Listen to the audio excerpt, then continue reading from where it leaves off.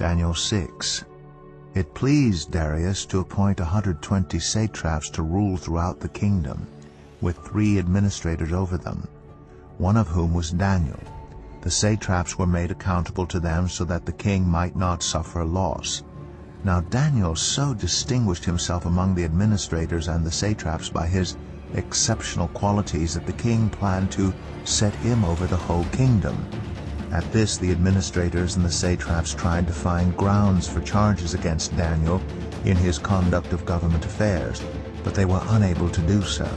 They could find no corruption in him because he was trustworthy and neither corrupt nor negligent. Finally, these men said, "We will never find any basis for charges against this man Daniel unless it has something to do with the law of his God." So these administrators and satraps went as a group to the king and said, "May King Darius live forever." The royal administrators, prefects, satraps, advisors, and governors have all agreed that the king should issue an edict and enforce the decree that anyone who prays to any god or human being during the next 30 days except to you, your majesty, shall be thrown into the lion's den. Now, your majesty, issue the decree and put it in writing so that it cannot be altered, in accordance with the law of the Medes and Persians, which cannot be repealed. So King Darius put the decree in writing. Now when Daniel learned that the decree had been published, he went home to his upstairs room where the windows opened toward Jerusalem. 3 times a day he got down on his knees and prayed, giving thanks to his God just as he had done before. Then these men went as a group and found Daniel praying and asking God for help. So they went to the king and spoke to him about his royal decree. "Did you not publish a decree that during the next 30 days anyone who prays to any god or human being except to you, your majesty, would be thrown into the lion's den?" The king answered, "The decree stands in accordance with the law of the Medes and Persians, which cannot be repealed."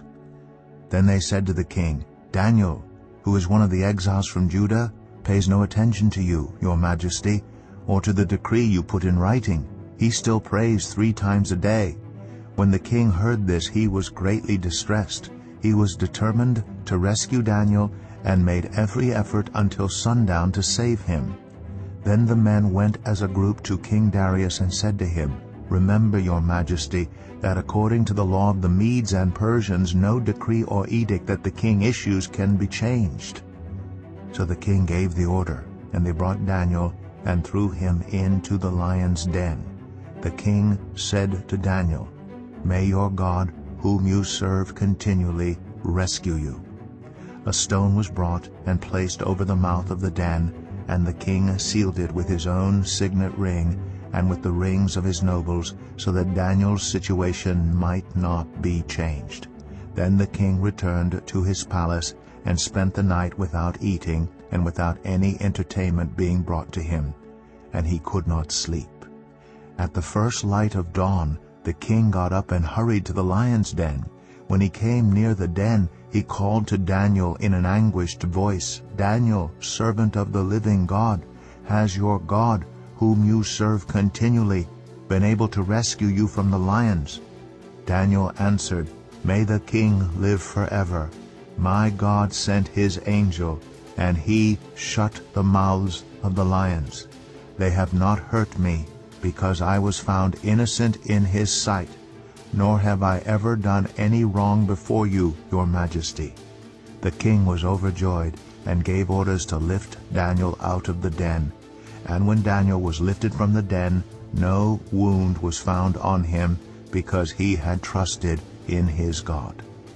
At the king's command, the men who had falsely accused Daniel were brought in and thrown into the lion's den, along with their wives and children. And before they reached the floor of the den, the lions overpowered them and crushed all their bones. Then King Darius wrote to all the nations and peoples of every language in all the earth, "May you prosper greatly. I issue a decree that in every part of my kingdom people must fear and reverence the God of Daniel. For he is the living God, and he endures forever. His kingdom will not be destroyed. His dominion will never end. He rescues and he saves. He performs signs and wonders in the heavens and on the earth. He has rescued Daniel from the power of the lions. So Daniel prospered during the reign of Darius and the reign of Cyrus the Persian.